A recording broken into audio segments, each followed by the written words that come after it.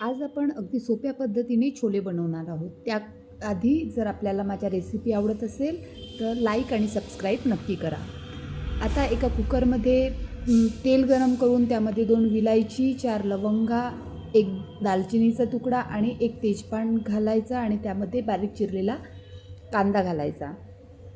कांदा व्यवस्थित झाल्यानंतर त्यामध्ये चवीनुसार मीठ, अर्धा चमचा हळद, 1 चमचा तिखट, अर्धा चमचा जिरे पावडर, थोडासा मसाला, 1 चमचा धण्याची पावडर आणि 1 चमचा छोले मसाला घालून ते व्यवस्थित मिक्स करून घ्यायचं आहे. आणि ते व्यवस्थित मिक्स झाल्यानंतर आपल्याला इथे कुटून घेतलेलं आलं आणि लसूण घालायचं आहे. त्याला पण व्यवस्थित परतवून घ्यायचं आहे.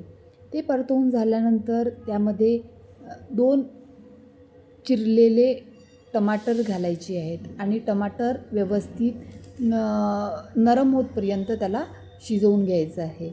ते झाल्यानंतर त्यामध्ये मी इथे मोड आलेले चणे घातलेले आहेत. आपण रात्रभर भिजवून ठेवलेले चणेसुद्धा घालू शकता. हे व्यवस्थित मिक्स करून घ्यायचं आहे आणि त्याच्या अंगोआंग पाणी ॲड करायचं आहे. त्यानंतर आपल्याला कुकरला 5 शिट्ट्या काढून घ्यायच्या आहेत.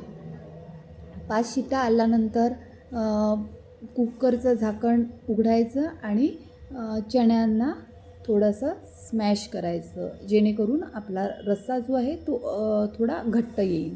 आणि त्यामध्ये कोथिंबीर घालायचा, त्यामध्ये थोडं बटर घालायचं आणि मिक्स करून घ्यायचं. ते झाल्यानंतर इथे आपले टेस्टी चणे तयार आहेत.